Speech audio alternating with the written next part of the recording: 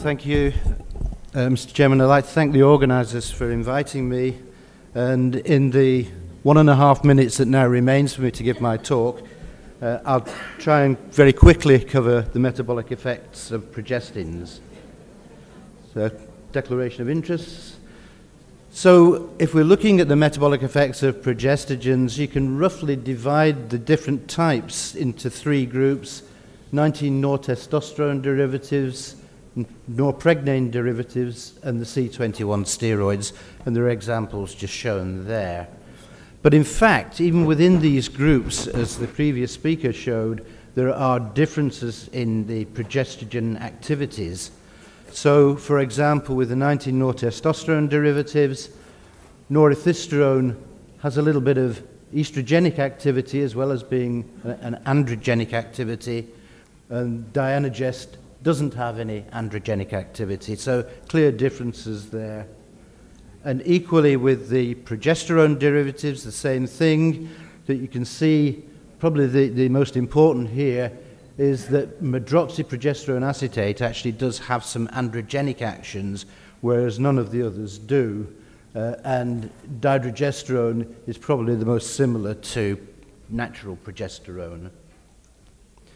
What's the importance of this? Well, I'm talking about postmenopausal women now because that's what I study, and different types of HRT with different progestogens have different metabolic effects, and the importance of that is their impact on the cardiovascular system.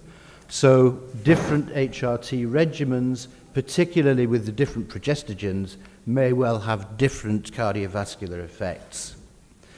So I'm very briefly going to cover effects on lipids, effects on glucose and insulin, and then finally effects on atheroma. So if we look at the effects of different progestogens on lipids and lipoproteins, firstly you can see on the left-hand part of the slide the effect of estrogens alone, so conjugated equine estrogens, lowering LDL cholesterol, raising HDL cholesterol, but also having this unwanted effect of raising triglycerides. And if you add an androgenic progestogen, in this study of ours we added norgestrel, then you see that this influences some of those actions of estrogen. You still get the lowering of LDL, but now you don't get the increase in HDL that we saw with the unopposed estrogen. However, you do blunt or prevent the rise in triglycerides, which could be good. If you look at the so-called the C21 steroids, then what you see here, again, no effect on lowering of LDL cholesterol, but on HDL, natural progesterone allows the increase in HDL, but it's blunted if you use medroxyprogesterone acetate. So that is an unwanted effect. If we look at estradiol 17-beta, does exactly the same thing as conjugated equine estrogens for the lipids. And then look at the effect of adding progestogens to estradiol. Here we're adding desogestrel, which is very similar to norgestrel, and you can see that you're getting a lowering of HDL, no effect on impairing the lowering of LDL, but a lowering of triglycerides, whereas with norethisterone, you don't have the same lowering of HDL cholesterol, although you still lower the triglycerides. If you give the hormones transdermally, then you will have a slightly different effect. And this is transdermal estradiol, and the main difference you can see is that transdermally administered estradiol does not raise the triglycerides, it lowers it. And that's a physiological action of estradiol as opposed to the pharmacological action of oral estradiol. But when you add norethisterone to the patch, so you're giving it through the skin, you still get the blunting of HDL, so you don't get an increase, and you get a more profound lowering of triglycerides. Let's go on. And finally, just to show you the effects of dydrogesterone, and you can see really that with 2 different doses of estrogen, you're not impairing the HDL raising that you see from the estrogen. So dydrogesterone is permitting this beneficial effect, although you still get an increase in the triglycerides.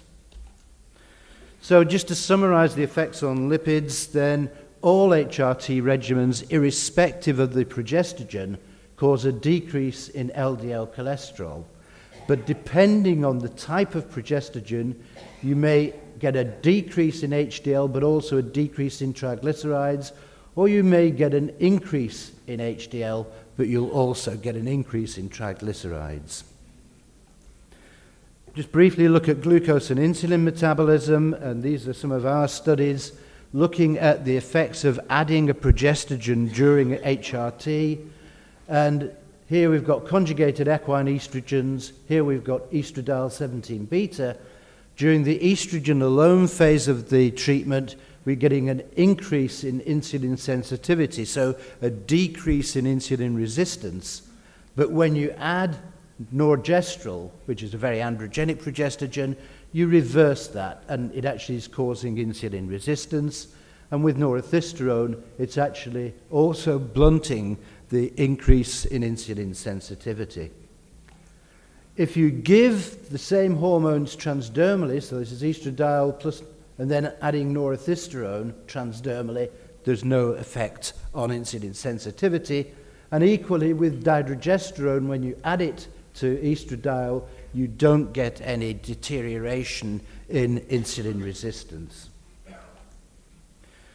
So what it showed you is that androgenic progestogens increase insulin resistance, but if you give them transdermally, they have very little effect. But medroxyprogesterone acetate clearly has an adverse effect on glucose and insulin, whereas micronized progesterone and dydrogesterone are really very neutral and don't have any adverse effects. And so I'll quickly finish just on looking at atheroma, and just to show you again differences in progestogens. Now, these are animal studies, so these are studies of cynomolgus macaques who are given either no treatment, they're given an atherogenic diet, and then they're made surgically menopausal and given estradiol 17 beta, and then the addition of progesterone, micronized progesterone. So you can see that estradiol 17 beta protects against the development of atheroma, and adding micronized progesterone doesn't block this in any way. Whereas if you give conjugated equine estrogens by themselves, they reduce atheroma, but if you add medroxyprogesterone acetate, this stops this effect, and you actually get the same amount of atheroma as if you were given no treatment. So, sorry for a hurried dash through the metabolic effects, but what I hope I've shown you, albeit extremely briefly, is that different progestogens do have different metabolic effects. The more androgenic progestogens tend to have the worst effects, and so they're the ones that we tend to avoid if we're thinking about cardiovascular benefits. And we now have more appropriate progestogens that we can use in HRT to try and maximize the cardiovascular benefits that are seen with estrogen replacement therapy in postmenopausal women. Thank you very much.